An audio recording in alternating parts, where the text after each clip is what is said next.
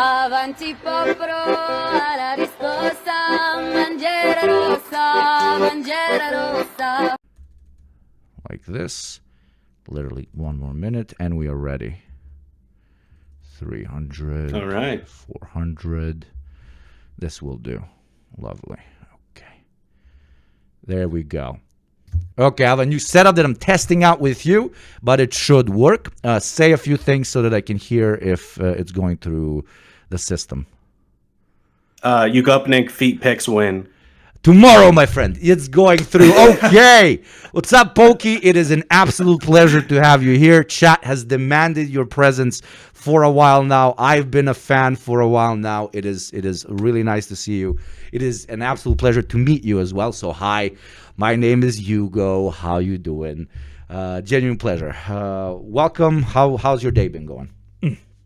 It's good. It's good. It's weird being on here because like one of the first videos I ever made that like popped off was like making fun of the program. So like it's weird being here. And like I'm not gonna lie, Yugo, like I was absolutely racist towards you. Like I put on like the fakest Eastern European accent, and like the only thing I could do for you was like you're an alcoholic. So I was like, hey, it is me, Yugopnik, and I love alcohol, you know. And then, but that's not racist because it's absolutely correct. You know, certain stereotypes are fine, and also you're not a white American, and that is the only category which I forbid to make fun of Eastern European stereotypes.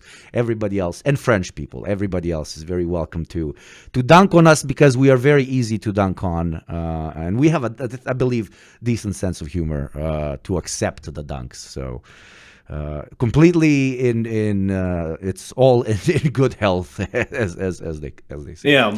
I mean, an American's fine, but somebody from like 70 miles in the Balkans away from you isn't. You know. No, never, my friend. Absolutely not. That's the only category. I mean, I like to joke around with chat sometimes that they're very often like, "Yo, I'm this ethnicity or that ethnicity." If I come to the Balkans, are people going to be bigoted at me? And I always ask them, "Are you originally or whatever, if it's an American, from one of the countries that are neighboring the country that you're going to?" They say no. I'm like, nobody's going to be bigoted towards you. We only hate our neighbors.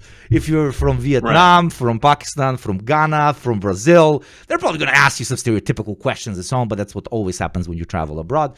Nobody's going to be like, get the fuck out of my fucking bar or my fucking apartment. But if it's literally your fucking neighbor from across the street, then interesting conversations start up. Is it similar between with Pakistanis and Indians? I always wondered. Is that like is there an innate, like, even outside of the way the two states interact and so on? Do like regular Pakistanis sometimes and regular Indians, are they sometimes assholes to each other just because they are from the competing tribe?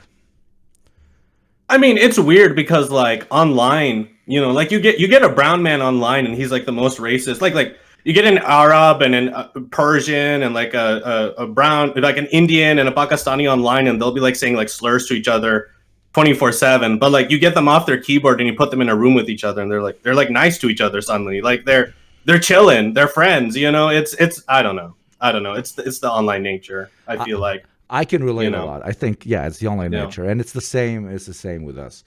I heard you come from a Maoist family. To what extent has that shaped your worldview?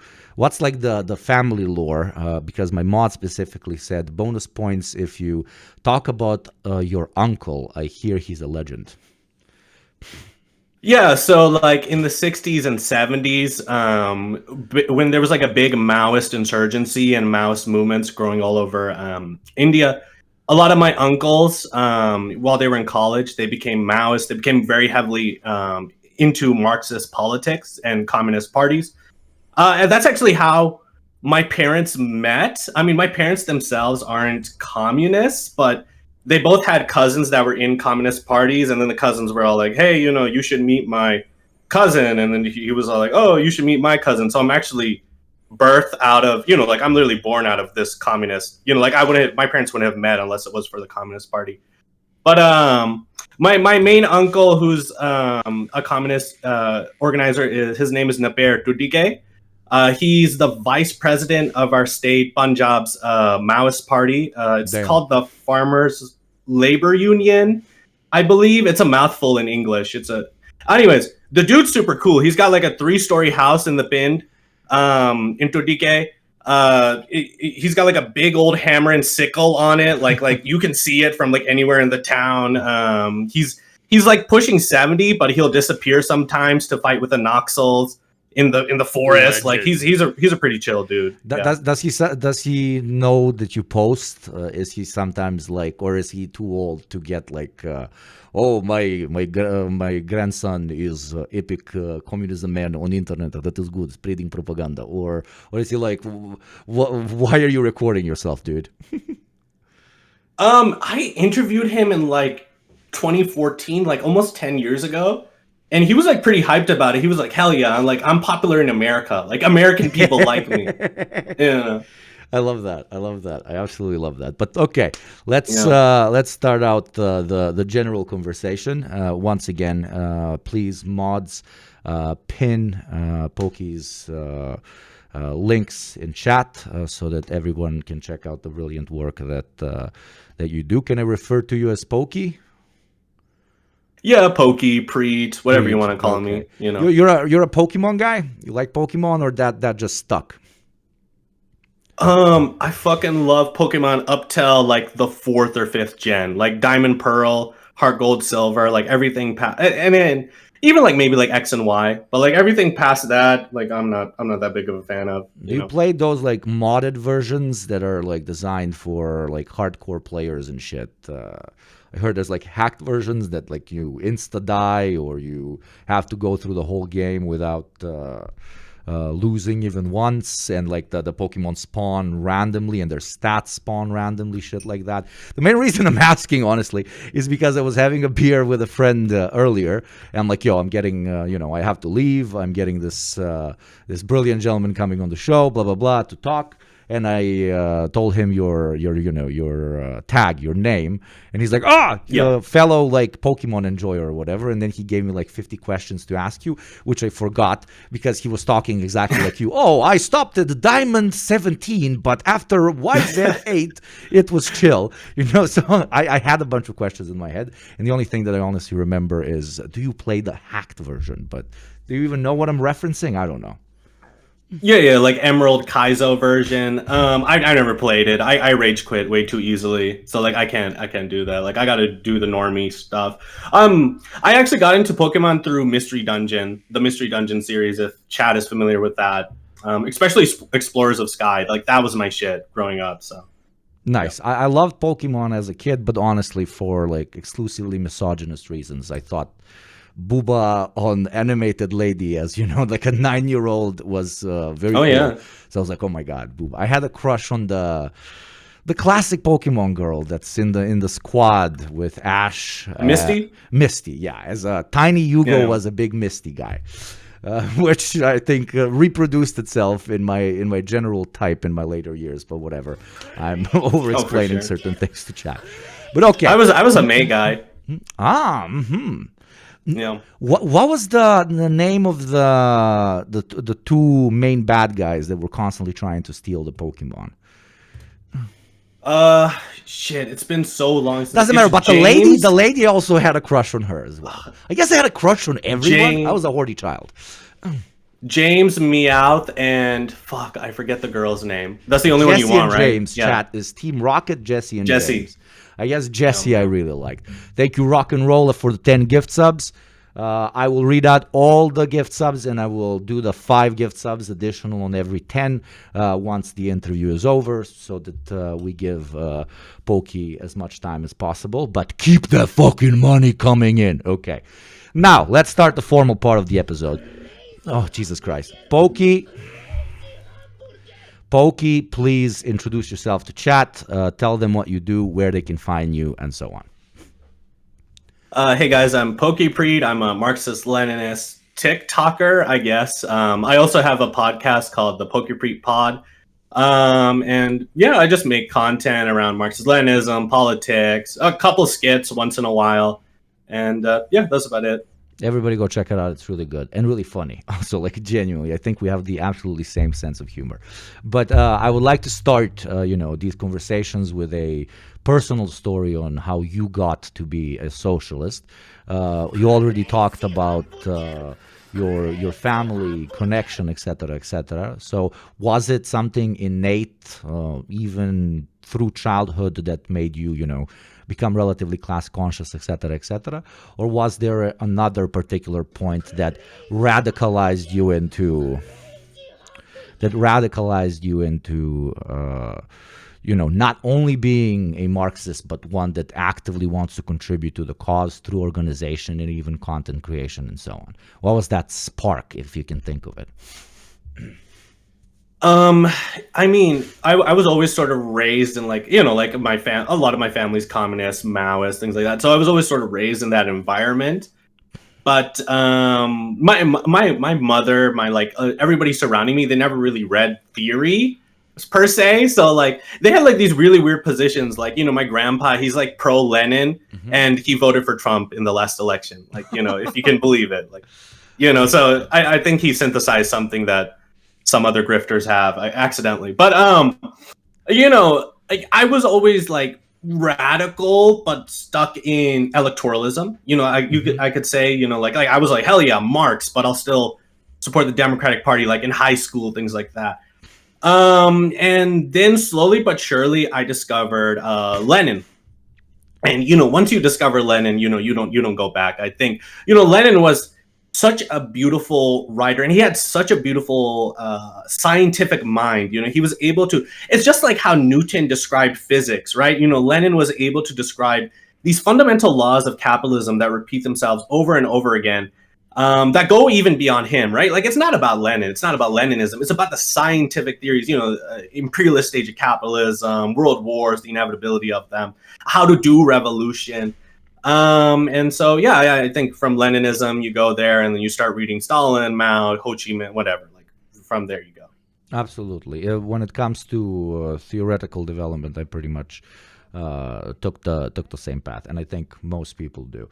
And with Lenin, especially, applied theory throughout his later life, and as he became a Bolshevik and so on, is also exceptionally important, because you manage to kind of solidify it in your brain as not something that we can only fantasize about, but something that was tried at one point with all its faults, etc., etc., and you start realizing just how complicated application can get, which again, like, doesn't dissuade you. At least it didn't me, and I think majority of people that read Lenin does not dissuade them, but quite literally tells them just how possible this is, albeit complicated.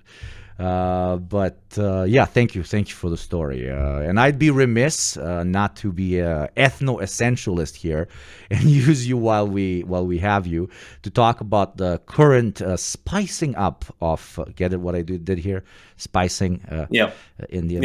I'm a racist, of Pakistan-India relations. So I have a few points I'd love you to please teach me and chat those watching live and those watching later in the highlight about. So how did this whole thing start? Why do two nations constituting basically the same people hate each other so fucking much? And again, trust me, as a Balkan boy, I can strongly relate.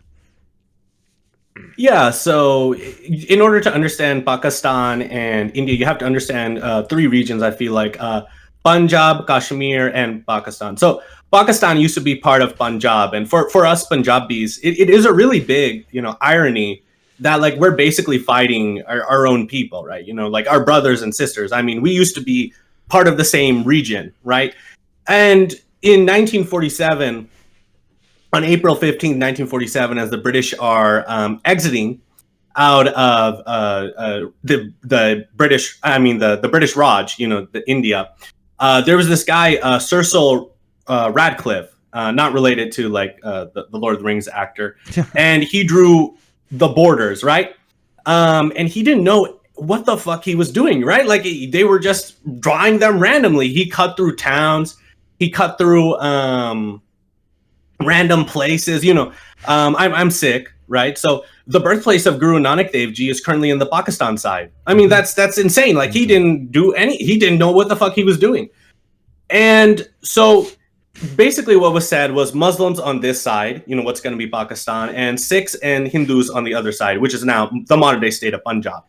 And so about 15 million people moved, and it was horrific, right? Jesus. The estimated deaths are about 200,000 to 2 million. There was intense. And you got to understand, Punjab wasn't a perfect region, but there was a lot of multicultural peace. Like people used to live together, Muslims, Hindus, Sikhs. They used to live together in towns. You can talk to any old person who used to live on the Pakistani side from like my family, like, oh yeah, I had like a Muslim friend and a Hindu friend, and we all used to get along. But suddenly, there was this great ethnic violence, right? This great ethnic violence from this mass movement of people on one side or the other side of the border. And so this has really resulted in Pakistanis sort of fomenting their own national identity that sort of rejects their Punjabi roots, right? The majority of Pakistan is Punjabi, but even the Punjabi elites of Pakistan, they will suppress the Punjabi language in favor of Urdu.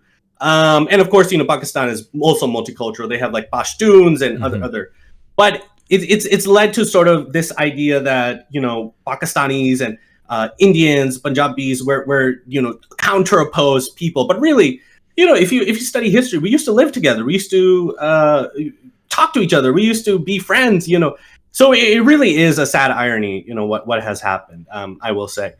The other region you need to understand is Kashmir. All right, so Kashmir was part of the Sikh Empire, right? It was under the control of the Sikh Empire. But then, the Anglo-Sikh wars happened, the British took over, and they made Kashmir an autonomous region that was under the rule of the Dogras.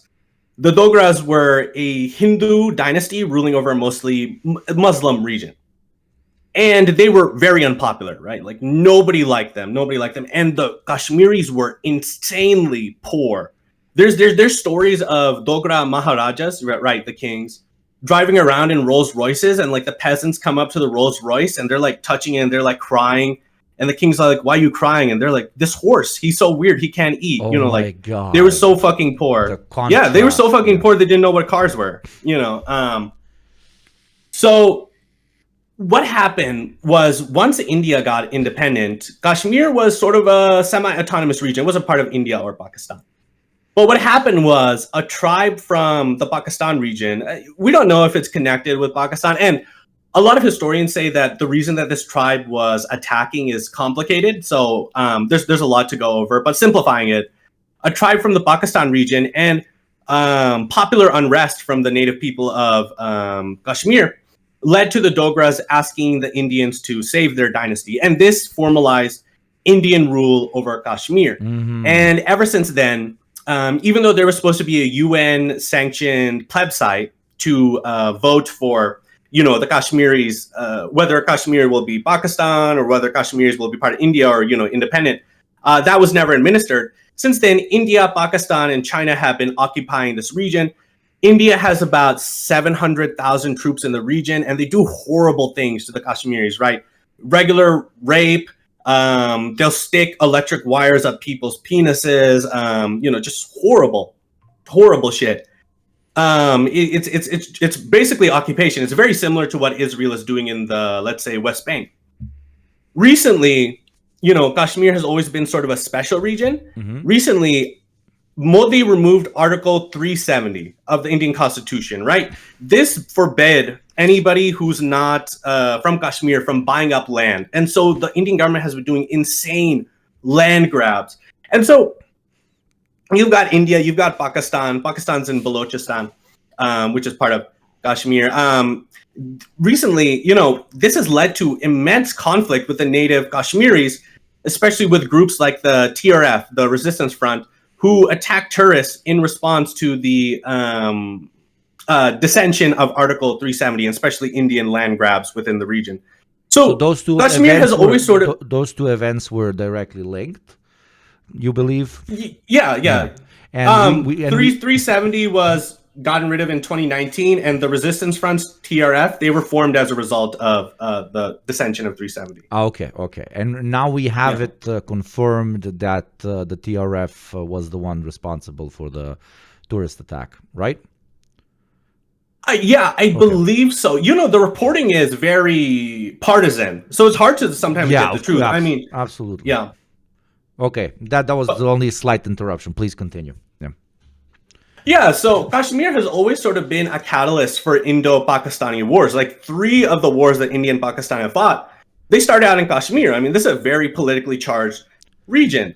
So there's like trauma from like partition, right? So like a lot of Muslims, while partition was happening, killed Hindus and Sikhs. A lot of Sikhs and Hindus, while partition was happening, killed Muslims. Like it was a horrible event where like communities turned on each other. So it's so there's a lot of trauma from that. Somebody that is from literally across the fucking globe starts drawing fictitious lines that causes immense ethnic conflict. And, decades later, instead of all of us, rightfully realizing that the core cause of all of this needless suffering is, well, imperialism, to simplify a little bit, but imperialism, and instead we point fingers, sometimes rightfully because horrible things absolutely happened, at each other, which then festers greater discontent, which then festers greater division, etc., etc. It's like the best ending for a then superpower such as Britain once it pulled out of the region. The only thing I'm putting kind of a dot on is just how understandably irrational the whole situation is. But hey, that's usually the consequence of imperialism in almost every corner of the world. It's those very same people that live there that have to pay indirect reparations to each other for centuries on end because of an occupying force that is at least physically no longer there for quite a while. Repeat, and rinse. No, absolutely. And my grandma and grandpa were one of the people who were forced to walk on foot from the Pakistani side to the Punjabi side. And it was a horrible journey. I mean, first of all, she was a little girl. She didn't even know what was going on. She put away some gold, some like really nice jewelry in her house because she thought she was coming back. I mean, it was just to them, it was just a temporary movement. And then she died never having gone back to her hometown in Pakistan. And now what is Pakistan? Mm-hmm. It's a really sad, situation, what happened. And, it's like, I look at Pakistanis as my brothers, but it's like, there's all this ethnic tension right now. There's all this hatred, and it's all the fucking British's fault. I mean, that's always the answer to history, I feel like. Yeah, the Anglos, 100%, 100%. Yeah. I mean, it's cliche to draw parallels, right? But the parallels are there, and I have to, mention them to an extent. Yugoslavia exists. Yugoslavia starts falling apart because of very malign Western influence that then causes land grabs by the independent republics, which for, every single one of them had like 700 arguments on why they get to do this to the other group, sometimes referencing stuff that happened 1,000 years ago, sometimes referencing modern international law, etc., etc. They end up killing each other because of this malign Western influence that completely destabilized and destroyed the country, including some of our own fault, but you get my point. And now, at this point, 40 years later, all the inter-ethnic hatred is based upon those particular events, which were absolutely horrendous. But nobody's talking about the events that underpinned the catalyst of that very same mass scale violence, etc., etc. It echoes kind of a similar story, though, when it comes to India and Pakistan, to a much, much grander, unfortunately, of course, level, because we're talking about numbers of people that died that is absolutely unfathomable to to my brain. But you mentioned paramilitary groups, revolutionary fronts, etc., etc. And I don't think anybody in chat is informed on this unless they're from the region as well. So what would you say the main paramilitary or insurgency groups operating out of Pakistan and Kashmir, and even India, if there are any? Yeah, Give us a tier list, I guess. I had to.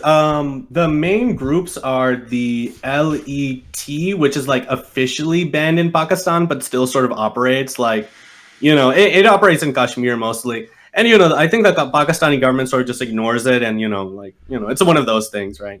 On the books, it's banned, but like we're gonna turn a blind eye. And most of the groups in Kashmir, they're usually backed by Pakistan. I mean, a lot of Kashmiris, and it's a lot of Kashmiris look towards Pakistan as sort of like the front for support. Pakistan, of course, has its own interest in the region. The TRF, the Resistance Front, is a breakoff of the LET, though the exact details are like it's complicated, right? Within India, the main resistance front would be the Naxals, who mostly operate in the Red Corridor, right? So it's like central India, and they're mostly organize a people's war, a Maoist insurgency with peasants. And then in Pakistan, I'm not that familiar with Pakistani politics, but Pakistan's been in a bit of chaos recently. Their leader Imran Khan. What's your take on that whole Imran Khan shit? Yeah, I mean, Imran Khan was a mixed leader, right? So he came in, he promised like anti-corruption, and he was like a populist leader, right? And to some extent, he kind of fumbled the bag, right? He promised anti-corruption campaigns, but he also didn't do them. But also, one good thing about him was that he was moving Pakistan away from America, right? So after America's collapse in Afghanistan, he very publicly denounced the Biden administration, said that the Biden administration caused this whole mess in Afghanistan. He, when the Ukraine-Russo war happened, he refused to take a side. He refused to take the American side. And suddenly, when America began putting pressure on Pakistan, suddenly, all of a sudden, there was an anti-corruption campaign and a military coup. And so it's like, was it the CIA involved? I mean, I can't officially say, but, right, like maybe 20, 30 years later, we'll find out, probably. Absolutely. Let's move to India proper, I guess. How would you classify the now long-running Indian ruling government? Some are calling them, Hindutva nationalists, others unnecessary stabilizing factor of, growing discontent, and some a wannabe expansionist power. So I guess for people to properly understand the logic behind, Modi's governance, we need to kind of take a stroll through the history of his party and him as a person and as a politician. So take us on a journey, please. Yeah, so India was originally it advertised itself as secular, right? It's the world's largest democracy, and that was really its big. I mean, that was a big reason why Nehru, who was the first independent Indian leader, that was really a big reason why he wanted Kashmir. It was like a big propaganda move, right? We're this Hindu majority nation. We have this Muslim region. I mean, take that, Pakistan. Like, we're so multicultural and accepting, But there was always sort of this Hindu nationalist undercurrent in India, right? And it was called the Hindu Vata. And even Gandhi, he was assassinated by a former Hindu Vata member. Though, he wasn't officially Hindu Vata at the time, just in case the chuds get in the comment section and they're all angry. What's I'm going to interrupt you, sorry. Or you were probably going to explain it, but still, I want to make a point on it. Explain what the core, I guess, ideology of the Hindu Vata are. Like, what do they believe? Is it a religious supremacist argument? Is it an ethnic supremacist argument? Is it just classic nationalism, etc., etc. Because I'm extremely fascinated with either niche or very large, like in this case, right-wing doctrines. So what do these guys kind of follow? How would you classify them? Brother, it makes no fucking sense. It makes no fucking sense. Okay, first of all, like modern day India, it really is like a Yugoslavia, I could say. Like that, I think that would get into your Balkanoid brain, right? Like that relates to it. I understand now. Okay. I mean, there's no way you could tell me that, a Guju, a Gujarati is like the same as a Tamil, right? These two languages, these two people groups, like they don't even share the same language, right? It's not even the same language family. And Hinduism itself is not a united religion, right? It's a pluralistic religion. It'll change from region to region. There's like different branches of Hinduism. It's a barely unified religion, right? And so Hindu Vatas, they believe in like both what you're saying, like this ethnic sort of argument of like Hindu greatness and, we're all united by Hinduism. But also they believe that everybody is united by Hinduism, right? So Sikhs, atheists, Buddhists, we're all united by this Hindu greatness. Like this is the thing that is unifying all of us, this great Hinduness. And a lot of their arguments are based on this very strange reading of Indian history, right? So before the British Raj, India was ruled by the Mughal Empire, and it was a Muslim empire from the Middle East. It's complicated. Their ethnicity is complicated. They were like Persian, Mongols. They were a mix of I don't know, Central Asian. Yeah, it's super stupid to apply like modern, usually American-centric definitions of what constitutes an ethnicity or a people to like 1,000 years ago. So yeah, you don't even have to. Yeah. Yeah, absolutely. And they ruled India through a mostly like multicultural empire. I mean, they were forced to, right? So they would have Hindu kings that ruled under them. They would have Sikhs at their courts. And there were a lot, it depends on the Mughal emperor. There were a lot of oppressive Mughal emperors, right? So Jahangir killed one of the main gurus of Sikhism's religion, Arjan Dev Ji. Aurangzeb did a massive genocide against Sikhs. And Aurangzeb is really, their sort of catalyst point because he also suppressed Hindu culture and Hinduism, and he destroyed a lot of Hindu temples.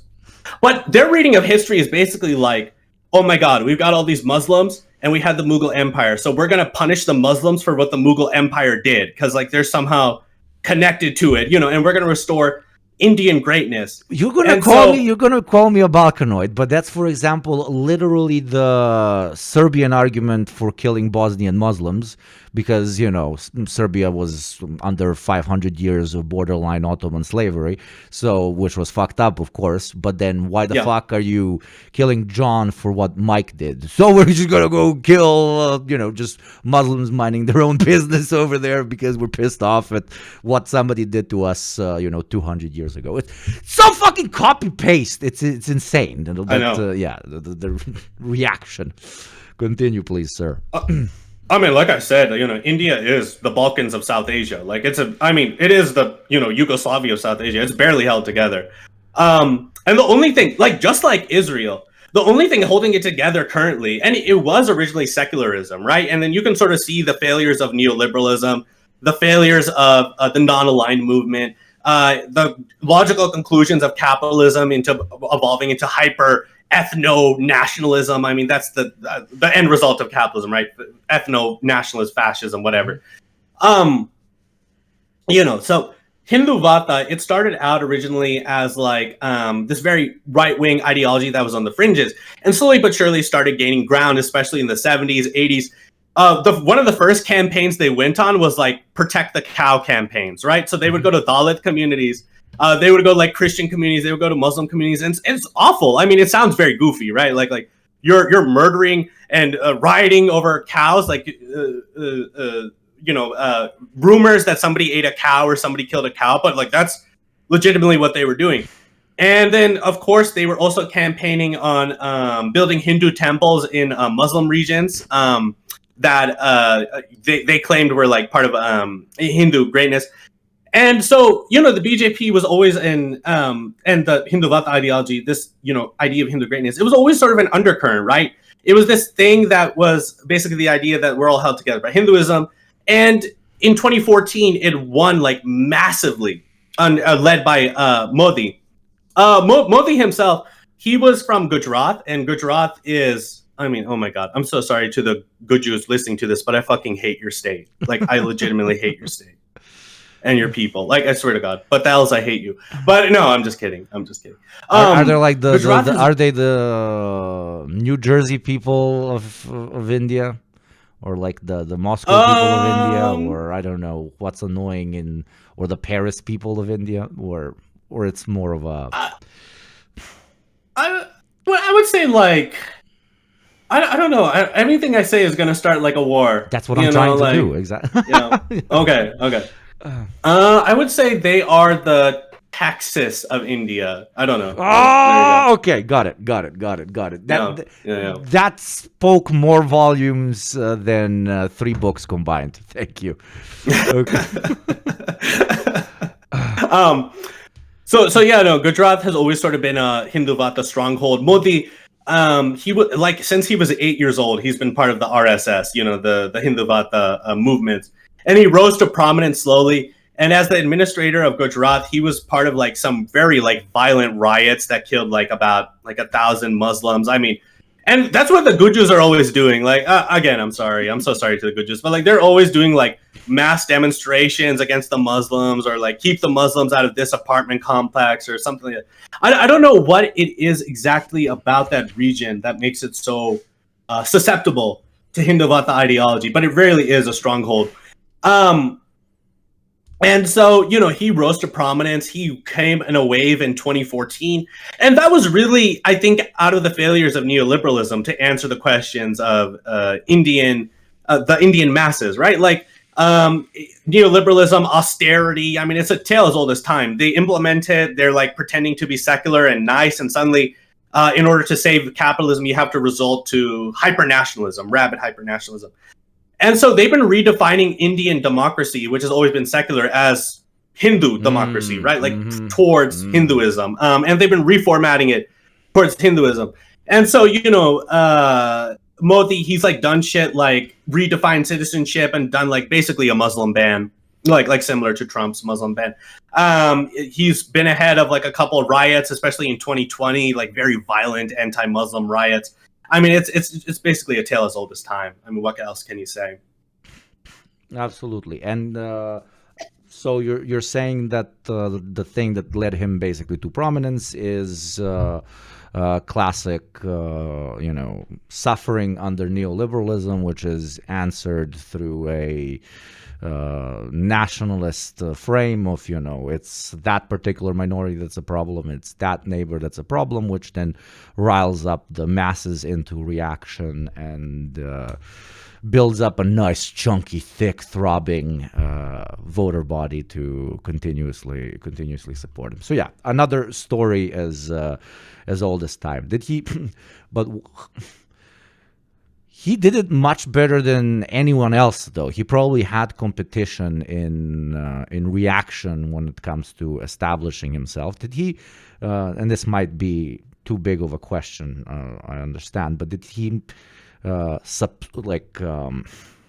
eat up other reactionary parties and reactionary options in India, or was it more of a night of the long knives type of shit, like completely annihilated them and made them politically irrelevant? Did he subsume them? I mean, the thing is, like, Indian politics has always been sort of dominated by the major parties. The big major party has always been the Congress Party. And that's like the party that did Indian independence. It was always the secular, like, big tent party. You could sort of say slightly liberal.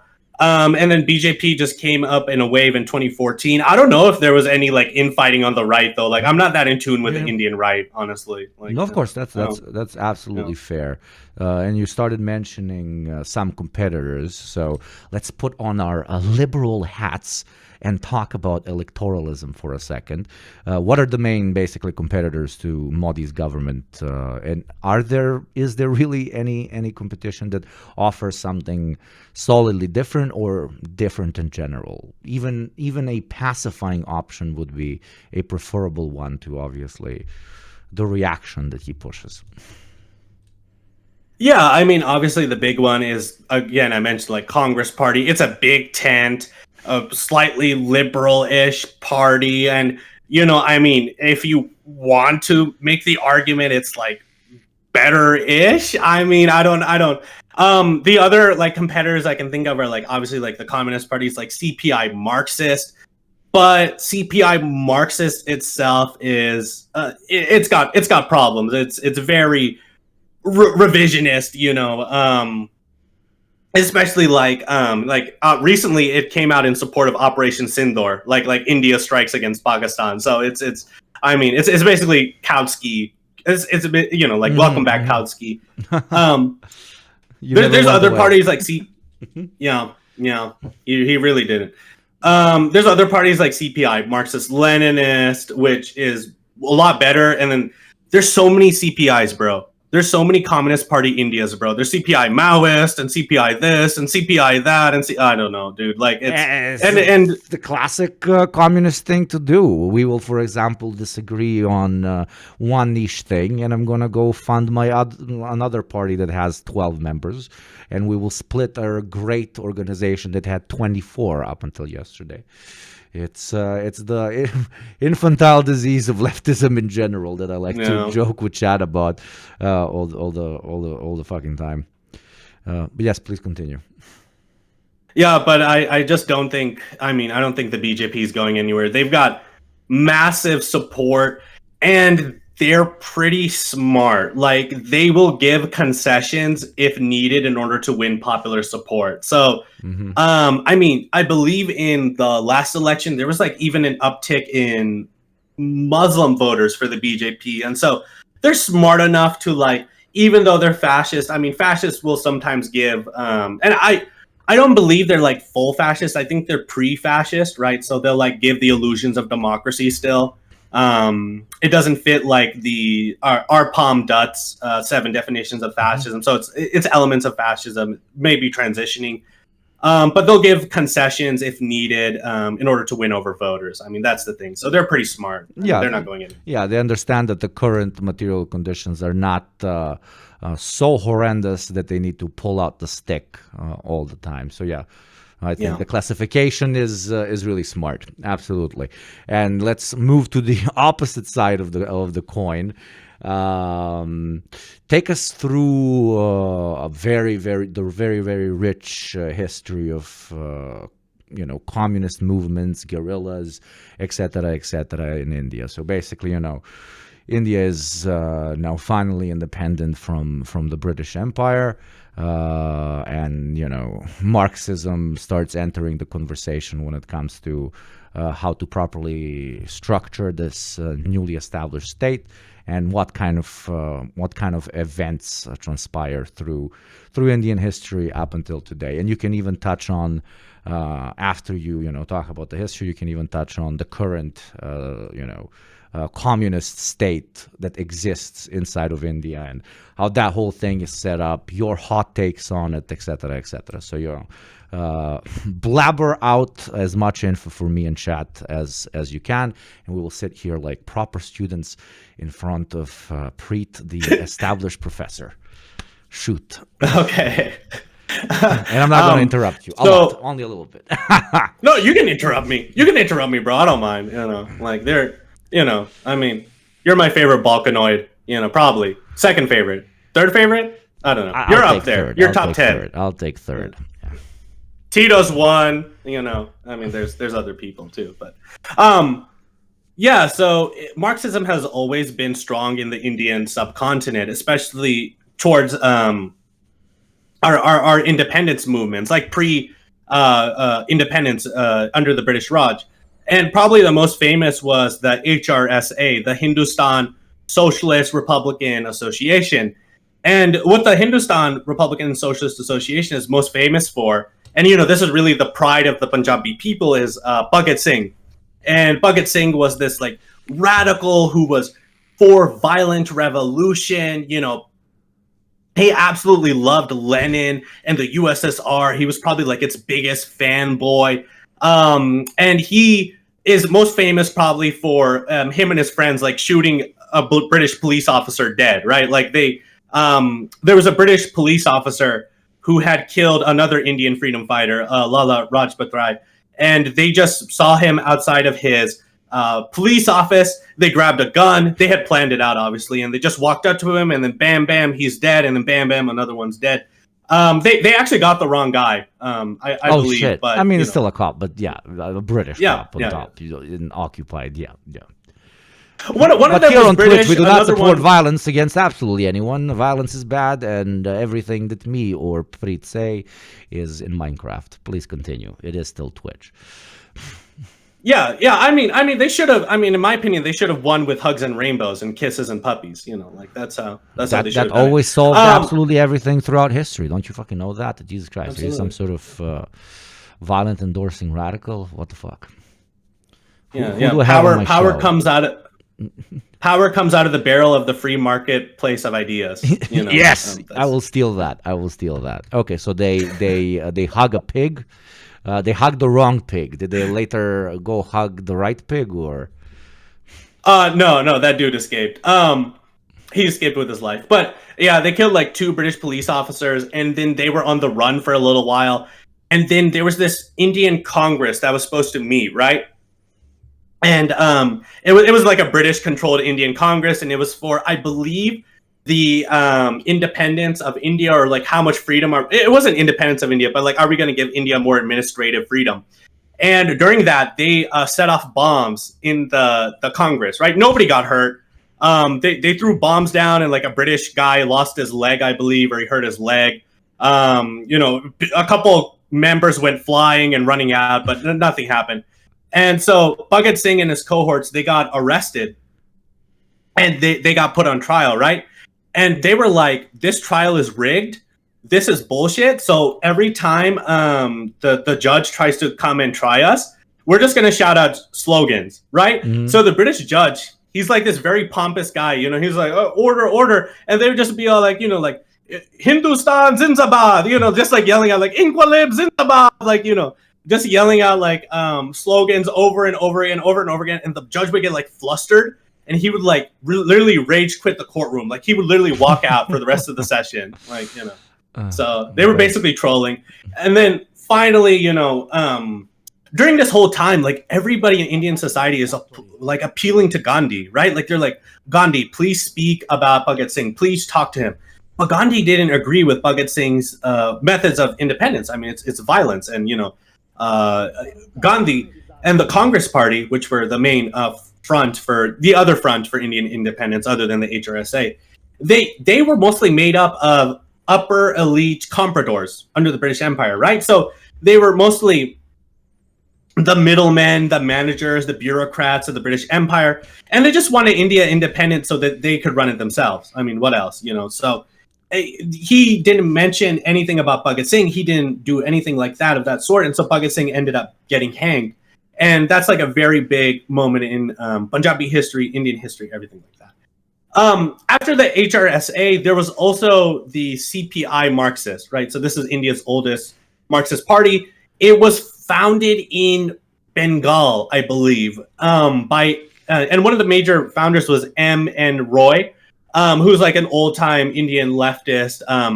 Though actually, M.N. Roy, like towards the end of his life, he stopped being a Marxist and he started advocating a third way. So I don't know what happened to him. Classic direction. Yeah. It's more often than not the case, especially with old dudes. So what I'm trying to say, chat, is don't live a long life. It's bad.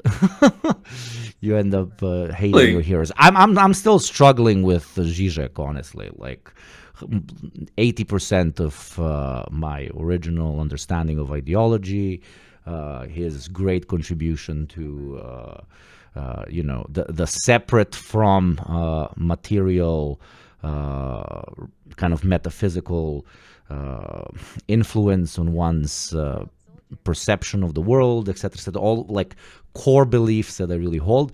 And now he got old and became literally fucking troglodyted, fucking lobotomized, and I still cannot coincide the two. So yeah, always kill your heroes. We don't fuck with great men of history shit here, etc., etc. But yeah, okay. So Dude. He was CPI. Yeah. Yeah. Drink and smoke as much as possible so you die early and based.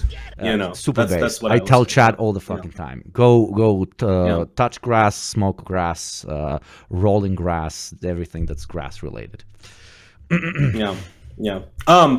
So CPI Marxist was like the big Indian party, and then in the late 60s, it was just under Khrushchevite revisionism. It's not working out anymore. And so, with the Sino-Soviet split, it fractures into like 100 different fucking parties, bro. Like, CPI Marxist-Leninist, CPI Maoist, and out of this fracture, I've never even considered that. I've never even considered that. Like, I always considered it this.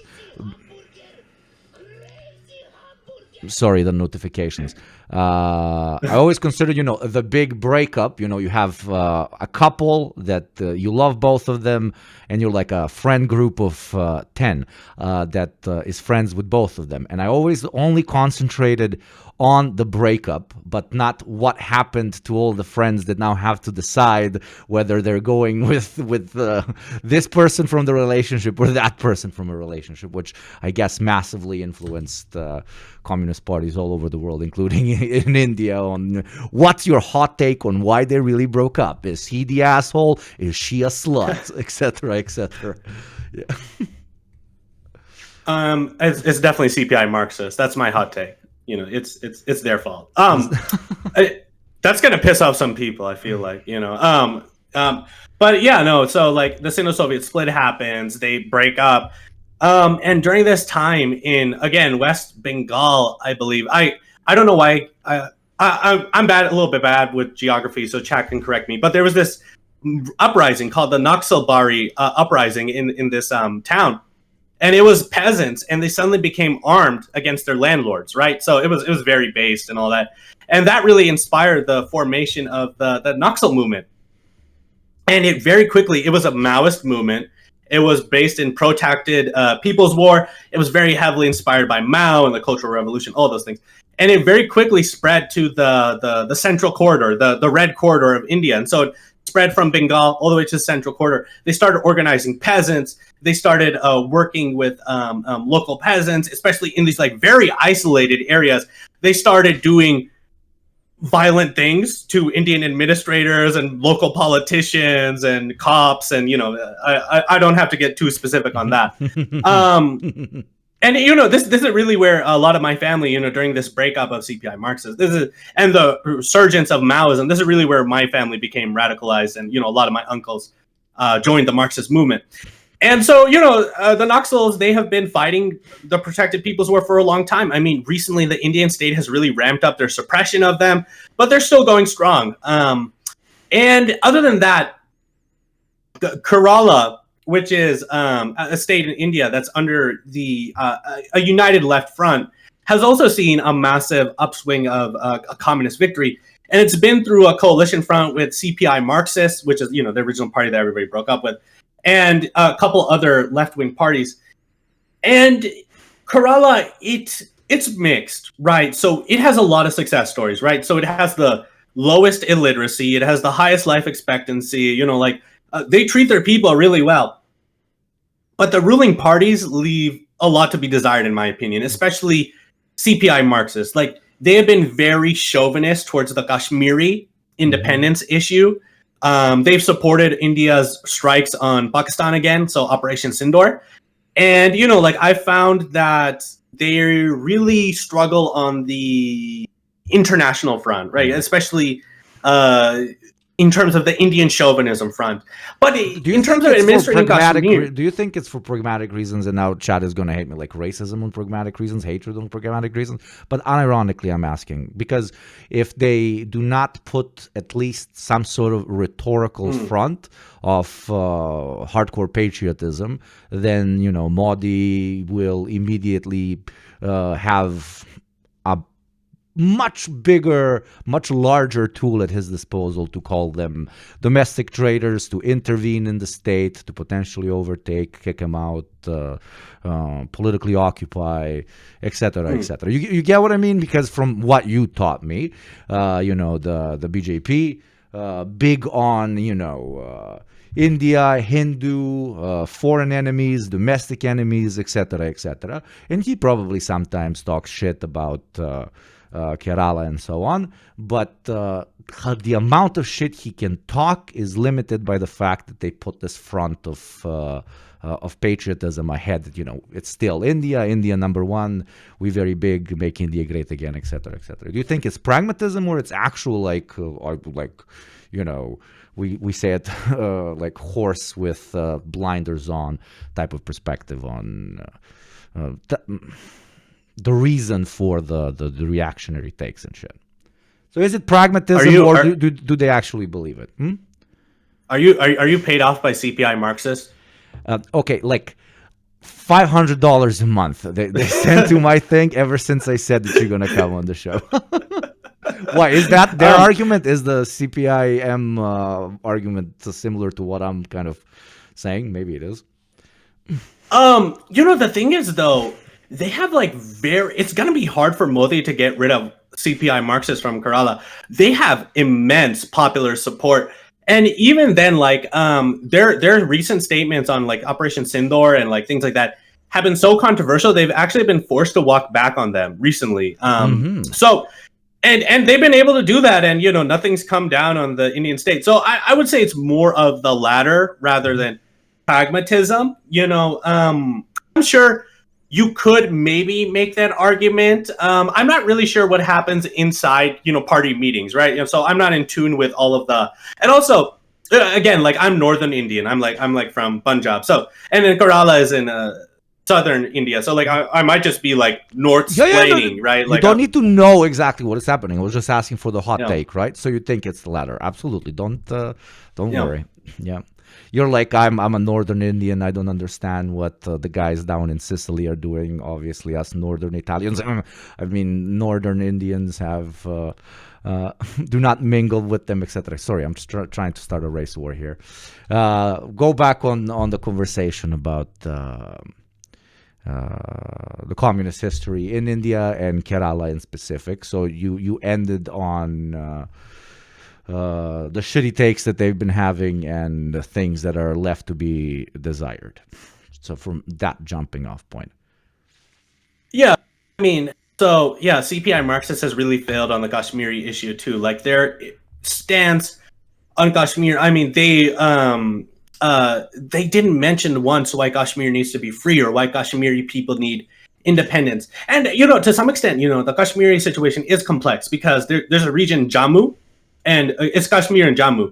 Jammu, people there generally are more on the Indian side. I mean, some people in Kashmir, they look really towards Pakistan and they don't want Kashmir to be its own independent place. They want it to be part of Pakistan. It's complicated, right? But, their statement, what it essentially said was we denounce these attacks on tourists without any context as to why they're attacking the tourists, right? And of course, I don't support attacks on tourists either.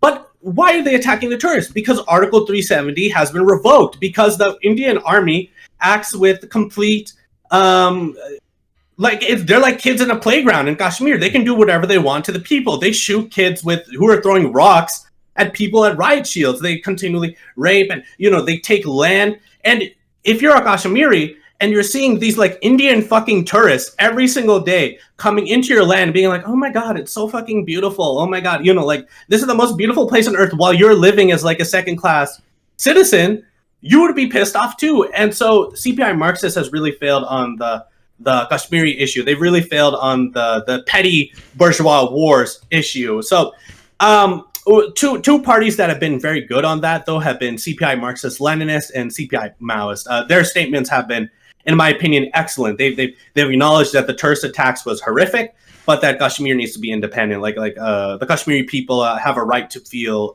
angry, and they've also denounced Operation Sindoor. So, I mean, that's where the current Indian communist movement stands. And then there's also like Trots. Of course, there's Trots, like the SWP, and Do you think it's kind of like Western chauvinism that absolutely nobody talks about the fact that this massive part of a massive country de facto has a socialist government, obviously lots to be desired, etc., but still it's a success to be studied, it's a success to be talked about, looked at, and so on. And yet, like, I would bet $10,000 that 85% of Western communists don't even know that that's the case.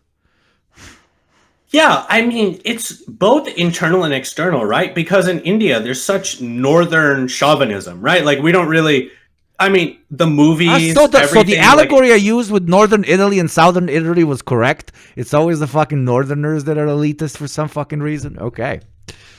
Yeah.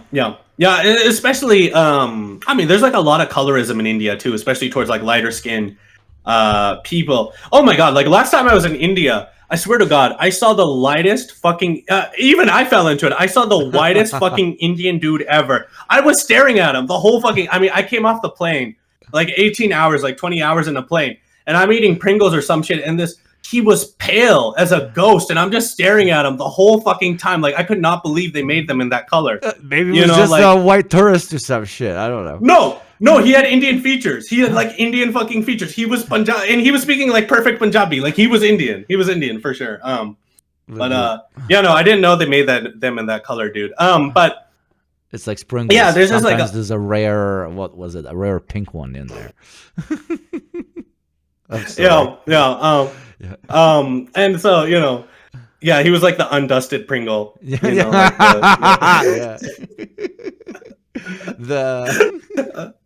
The vanilla, the no spice, there's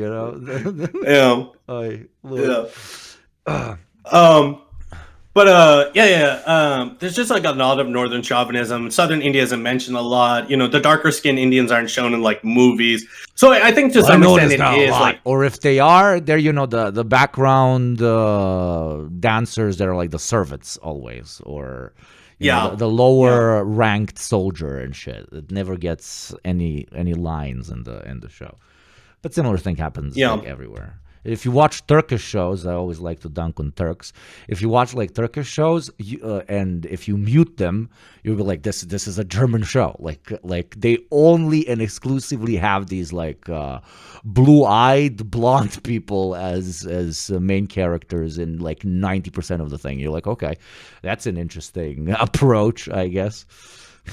Yeah. In the Turkish shows, they found like the 5 Greeks who got lost in Turkey. Literally. There's like a shit ton of traditionally defined as white-looking people in Turkey because Ottoman Empire, Janissaries, fucking taking kids and blah blah blah.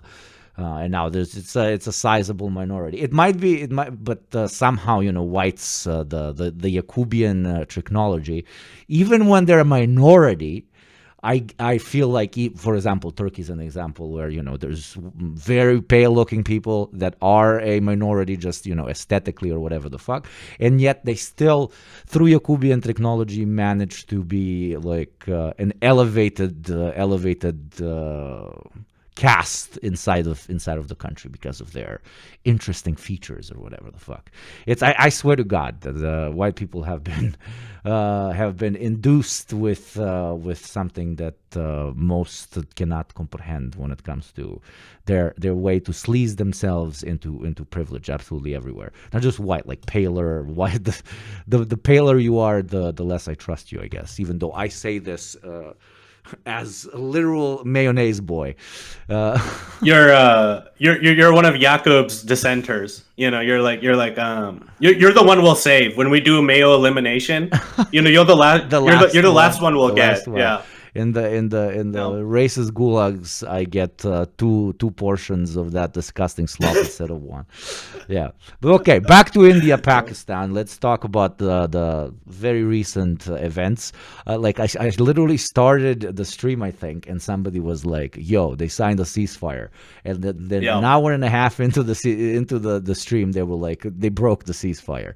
So I'm like, what the fuck is happening? But that's chat saying. I'm not saying that that's legit news. So India, Pakistan. Do you see this as their relations in general as a long-term, drawn-out, frozen conflict, especially over Kashmir, or might these two nuclear powers actually hash it out in open conflict? I mean, it wouldn't be for the first time as well. Yeah, I mean, it's hard to say. I mean, if you go back in history, like 3 out of the 4 conflicts that India and Kashmir have had, I mean, India and Pakistan have been over Kashmir. So, like, that's always been the catalyst. And it's always broken out into a big, wider war. And also, I mean, to some extent, the Pakistani government is in a little bit of a crisis moment. I mean, it's just couped Imran Khan. It's got a new leader, and he's not that well liked. So, like, they really have to bring up the nationalism. And so does Modi, obviously. I mean, Modi's been banking on this hyper nationalism. And so, you know, I mean, a war would be horrific, right? Like, a lot of the strikes between India and Pakistan have been in Punjab. And, you know, I mean, my elderly relatives have been calling, and they're, like, crying, and they're scared because, like, you know, the internet might be cut off and the phone lines might be cut off. And they're told not to turn on their lights at night. And, of course, India struck civilian centers. So I hope that, I hope that this ceasefire will hold, that it's just, you know, saber rattling, because, you know, total war would be disastrous. I mean, this is millions of people's lives on the line. I mean, it would be horrific, especially with, like, the technology that we have now. I mean, it was actually funny that Pakistan was able to like down such like advanced. Yeah. Do you know the fighter jets, what they're called? I'm not sure, but I heard that one of them was French, and it was the first time that was shot down. And apparently the Pakistanis are using like Chinese jets or something. But no, please educate me. I have no idea. Mm-hmm.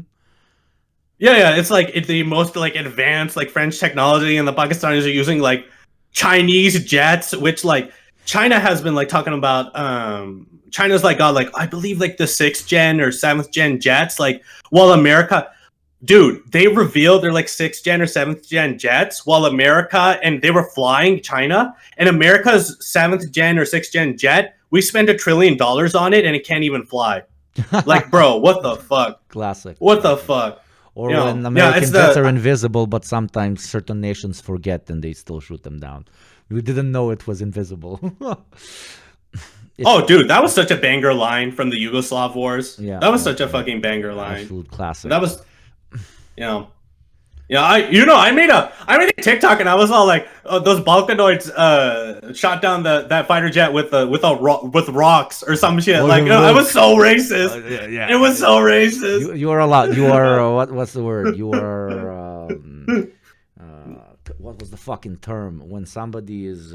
You're an honorary Balkan, my friend. I give you thank you. full extent of our limited power. But okay. I mean, it must have felt awesome. It must have been like a caveman taking down a UFO. You know, like, I guess. Now you're pushing it, but yeah, I guess. I'm motherfucker. I'm sorry. We shot it down with our slings, and it fell. And you know, that's how we discovered electricity. we like opened it up, and we're like, what is this sticking thing? You know, a guy tried to eat the computer. Like, is this edible? Two Americans come out and they're speaking gibberish, and we're like, what is this language? We take them to a mental institution because we think they're disabled, like they're insane. It's one of my favorite stories. You know how in the States, on like every third corner, you have some version of an unhinged person talking about this or that apocalypse coming. Oh yeah. Either because they're literally unhinged or because they believe in some niche fundamentalist religious fucking text that they found on Amazon. Well, one lady came to. There was a story in the news. One American lady came. I think she was an evangelist or something, to preach like on the streets in. I believe it was Serbia, maybe it was Croatia, but it doesn't matter. In our region, and she preached for like 45 minutes, and the passerbys, talking, oh, you must save yourselves, the apocalypse is coming, convert now, or some shit. And people, you would expect, Balkan people to immediately beat the shit out of her. No, quite to the contrary. People were unironically concerned. They were like, this is very not normal, and they called a hospital on her. Like they called an ambulance for her, not the police car or beat her up or whatever. While in the States, every time I went, it's especially in the big cities, it's so fucking normalized that there's just fucking dudes standing there being like, the spaghetti monster is slowly creeping up under the sewer from the sewers, and it's gonna eat all of us. Well, we were like, this is not normal. Mm-hmm. Yeah, why do you think that's like America-specific phenomenon? Because I wasn't aware it wasn't outside of America. I don't see like preachers on streets. I haven't seen them anywhere, and I've been to quite a few countries. I think it's it's an America thing. But then again, it's an America thing to have to literally step over borderline dying people that are addicted and impoverished, and it's like, everyday thing. Oh, yeah. Last time I went to New York, like I had to look out more in order to not step on a fucking dying person on the street instead of a pothole. And we were like with these cousins that live there. They've been normalized to the situation. And I was with my partner, and literally in the first fucking 20 minutes, we were like, okay, this is a decaying, dying society. Like this will not proceed for long, not survive for long. Well, they were like, what the fuck are you talking about? No, this is just fucking idiot losers that are just dying. And I'm like, but why are they? Why are there so many of them? Like, but brother, do you have brain? But yeah, that's why it's very specific. Like people just being completely left to their own devices, to the extent that it is so visible on almost every second street in larger cities, is, in my opinion, a very distinct American problem, especially because there are more than enough resources for those people to be taken care of.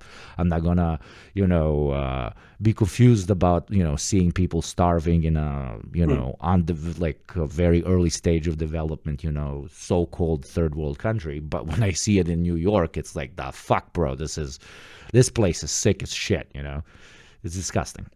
Yeah.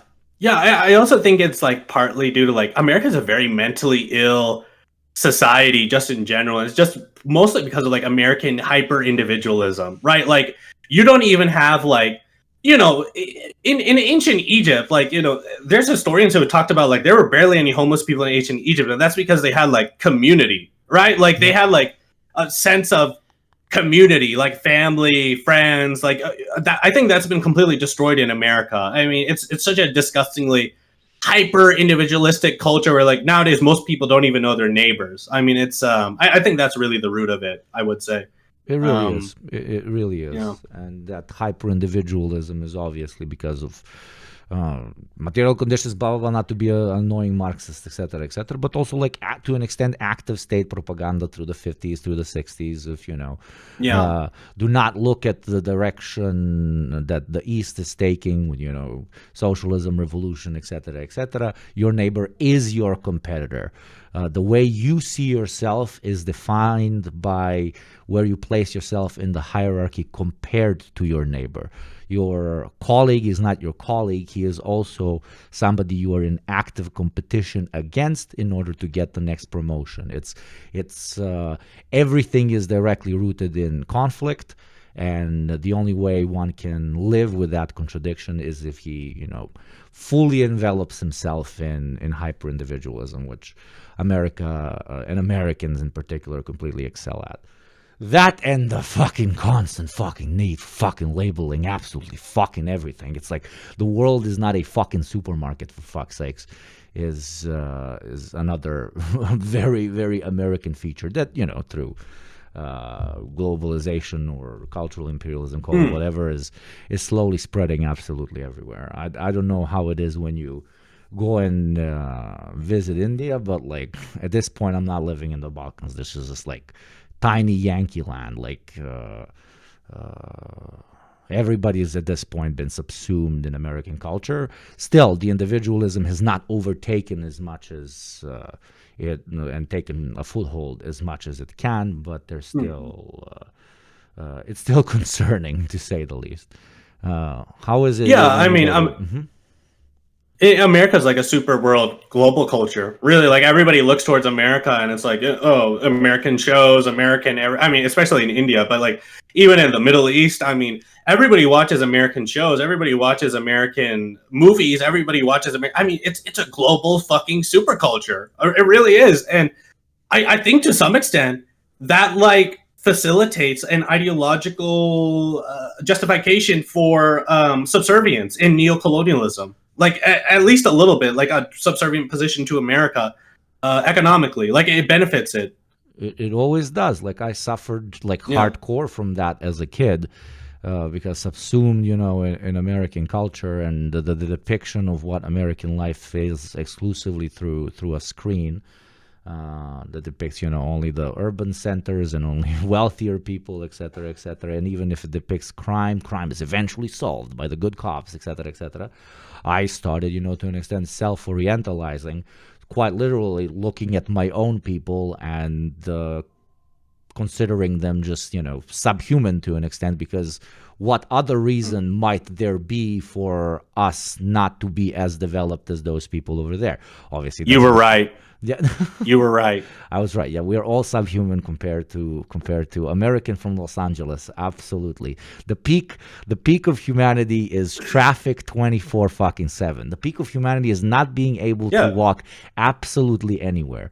The peak of humanity is funding a whole city based on making movies about guy in cape fly really fast and the defeat criminal. Yeah, and we have In-N-Out, so.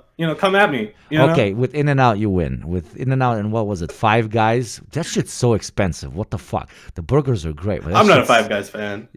Really? It's kind of tasty. It's you're gonna kill me. Up until, I don't know, 5 years ago, my main American cultural export that I was obsessed with, KFC, bro. I loved KFC. I don't know why. When I tell Americans, they're like, "That's disgusting. Like that's the bottom of the food chain. Like that's evil shit." But we just didn't have fried chicken here, especially slightly spicy. Now we do. It's kind of coming. I was obsessed with KFC. But now on my last trip, I went to Buffalo Chicken Wings. And I ordered like the spiciest one or whatever the fuck. They put me on some sort of screen. I was like, I don't fucking record me. I just want to eat the thing. And the lady looked at me and she was like, there's no way you're fucking eating this. Like, sir, please, like, order something else. And I literally said, I am not from America. Please give me fucking chicken wings right now. I devoured them. I almost died because they were very spicy, but it was a great experience. So yeah, now it's Buffalo Chicken Wings, but it used to be KFC, which is apparently the worst of the worst. At least that's what JT from the Deprogram told me, but I don't know what. I mean, American KFC is so fucking bad, but like Indian KFC, KFC in other countries, it fucking slaps. But the American branches have been slacking. I feel like, Okay. It's been I might have been getting premium quality. Okay. Yeah.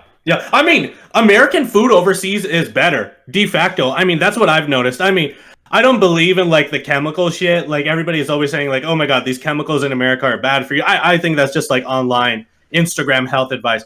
But what I will say is that American brands overseas are 100 times better tasting because they use like real ingredients, like I don't mind. There's actual regulation, Yeah. Yeah. I mean, I don't think like red dye 40 is going to kill me, but like Indian M&Ms, Indian Pringles, Indian, like all the candy American brands over in India are like, and in Canada too. I've been to Canada a lot. Of course, I'm Indian. They're so fucking good. They're 100 times better than the shit we get in America. Like we get the inferior quality shit, and we make this shit. I mean, it's the fucking worst deal. Yeah, it's like to an extent, because we mentioned self-orientalization, like it's funny how McDonald's, for example, literally does, but like reverse, like American self-orientalization. It's like for the United States, McDonald's is going to be literally for, I don't know, the hangover guy or the guy that just got off a fucking construction site and he needs to eat something, oily as soon as possible. While, for example, McDonald's, I don't know how it is anywhere else. I've seen how it is. I can talk about the Middle East and Europe. It's fucking not fine dining, but borderline fine dining. It's always in the best location in the city. It's super fucking clean. The McDonald's building is always some sort of fucking Art Deco shit, etc., etc. So what I'm basically trying to say to you Yanks, even McDonald's, the pinnacle of American existence, said that the inferior version must be given to the American masses, for the American masses do not understand architecture and do not understand hygiene, but the superior internationals shall receive our utmost attention when it comes to our slop delivery. So yes, I am taking the self-orientalization gun and I'm pointing it back at you with a smile. But speaking of slop, let's stop talking about fast foods. I apologize. Yeah. Speaking of slop, is Ethan Gila's husband or is Gila Ethan's wife? I'm okay. Look, I think Ethan is a liberal Zionist, right? So he was like a young kid. He didn't really know much about Israel, Palestine. He went on what's it called when they go to Israel? The Birthright, right? Birthright, yes, yeah. Yeah. He went to Birthright, and Israel is so fucking smart. They'll put like beautiful female soldiers in front of these guys, and they'll hope that it's like a honeypot. It's a honeypot. Literally, he got honeypotted, and ever since then, he's been like sort of forced to, and he lived in Israel for a little bit. He's been sort of forced to defend Israel, even though ideologically, like he's like mixed on it. And I watched the Hassan debate with him and Ethan. Yeah, it was such a fucking mess because Ethan sold the bag immediately. He sold the bag immediately. Like he's always been sort of playing this like weird pseudo Zionist position, but he's like, yeah, Israel is a genocidal state. My wife's a terrorist. I don't know. It's like how do I say this nicely without ending up on Ethan's Instagram story? The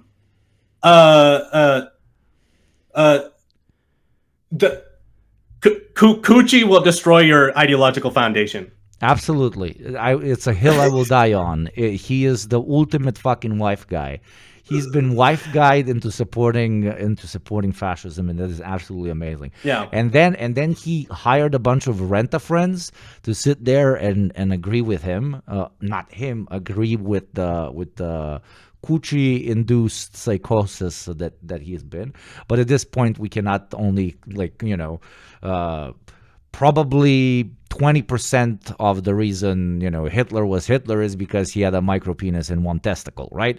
But that does not excuse the shit that Hitler did. And now I'm not comparing Ethan to Hitler, but what I'm saying is at this point when you're, running defense for an act of genocide for so fucking long, indirectly, of course, like go fuck yourself. Like you're done. Like there's no more room left for us to be, soft and patient and understanding on it. And I never even understood it from the get-go. It's probably because of some fucking, pseudo, like, social relationships that people felt towards this guy that they've been watching for a very long time. So nobody wanted to be hard on him from the beginning.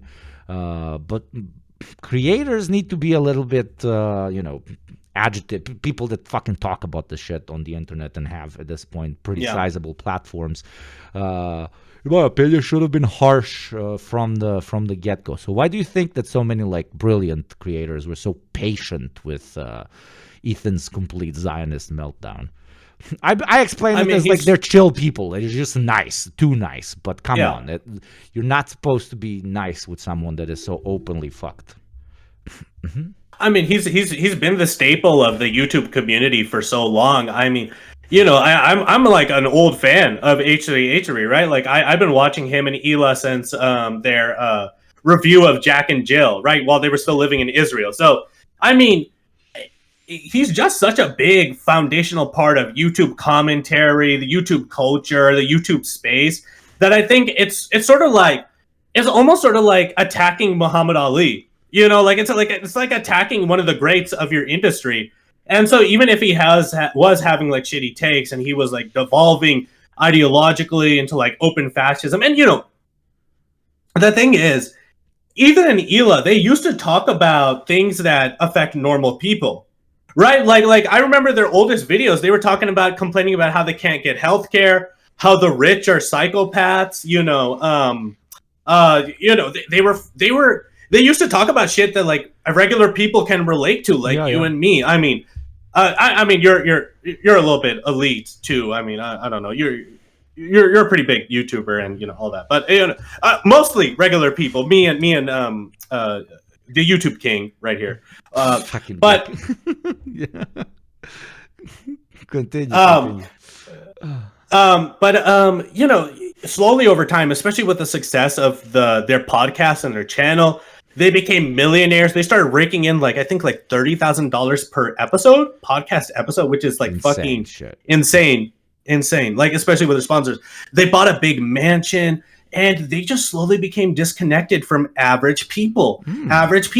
And also on top of that, like they were always bad on the Palestine issue. I mean, of course, they were always very chauvinistic, but people were willing to forgive them because they weren't very open about it. Like Hila might mention like one time, like, oh yeah, I went to Nablus and I raided a home and I put the butt of my gun into a guy's head, whatever, and like people were willing to forgive it because like they would also talk about like people need healthcare, people are poor, it's shitty to be a worker, something Bernie Sanders, like they were like pseudo progressives, like BLM, whatever, but like they're gonna remove it like 2 weeks later in the bio.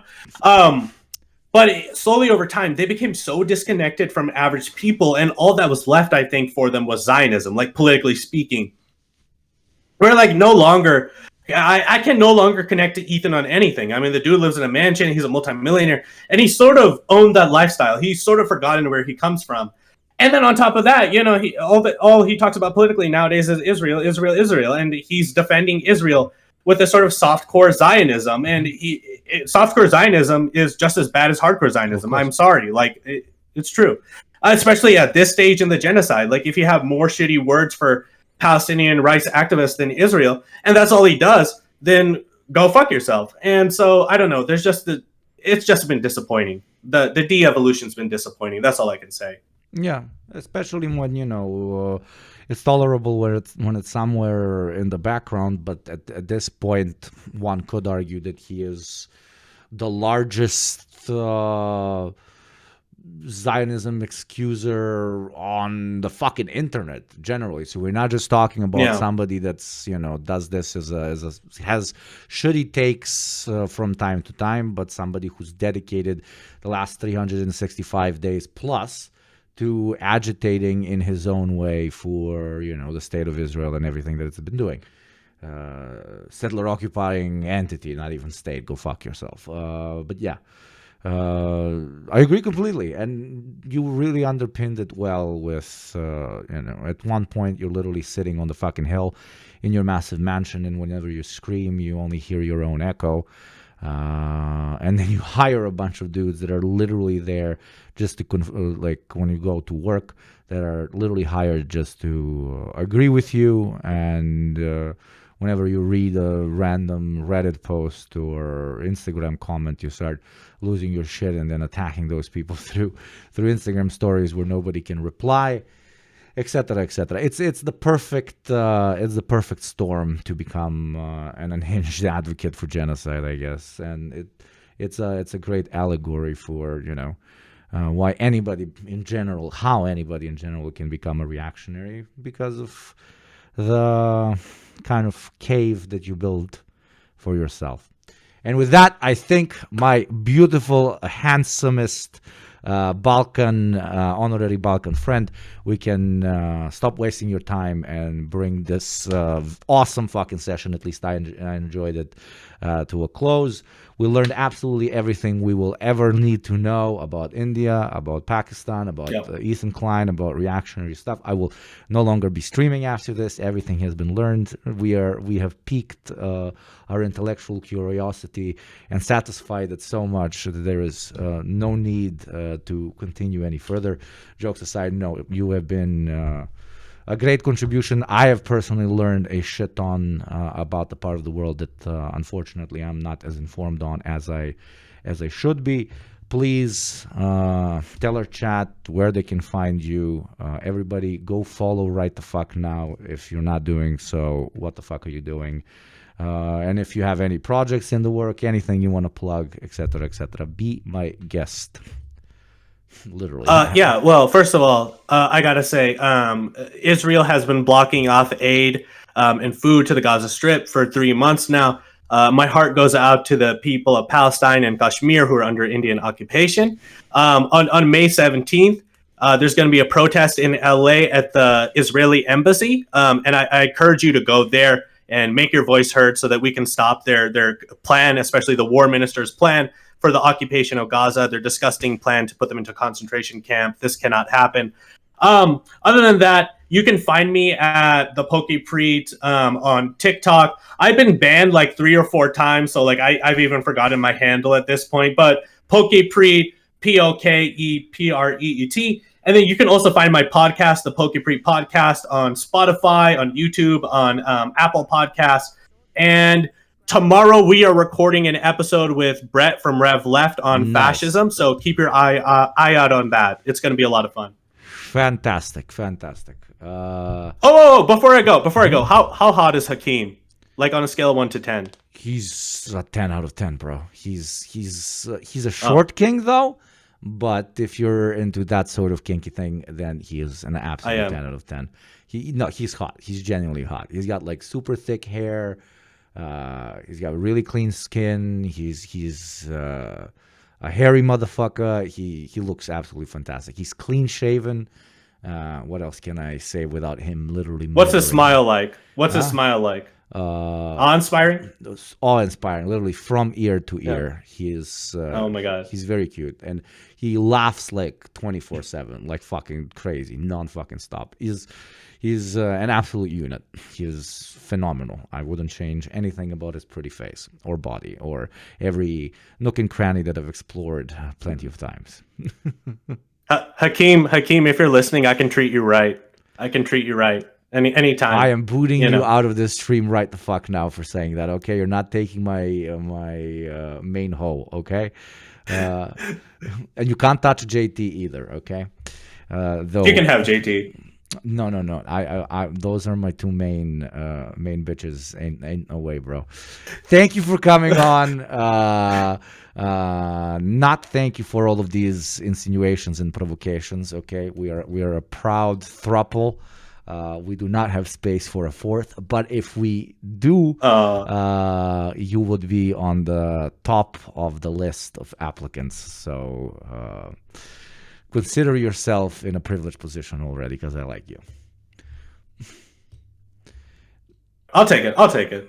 Honorary quadruple. Honorary quadruple. What do they call it? Whatever. Thank you, bro. Go enjoy your day in beautiful sunny LA, and I'll be seeing you. Keep in touch. I'll text you later about when this goes up, etc., etc. Thank you, brother. Have a good one. Bye. Bye. Hey friends, thanks for watching. If you enjoyed the video, don't forget to subscribe to support the channel and the editor's hard work. And if you want more, join us live on Twitch 4 times a week.